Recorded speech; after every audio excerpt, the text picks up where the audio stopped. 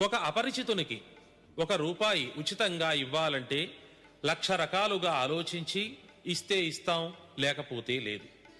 నిత్యము ఎన్నో విషయాలలో వృధాగా ఖర్చు చేసే రూపాయి కాగితం ఇవ్వటానికే మనం ఇంతగా ఆలోచించవలసి వచ్చింది కదా.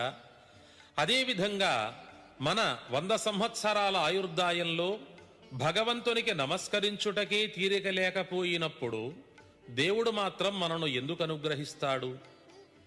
కుటుంబంలోని వారిని, సంపదను చూసి గర్వపడుతూ ఉంటాం.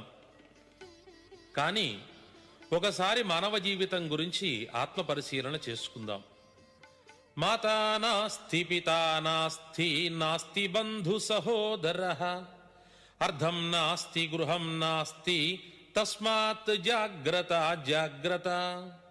కన్న తల్లి, తండ్రి, బంధువులు, తోబుట్టువులు, ధనము,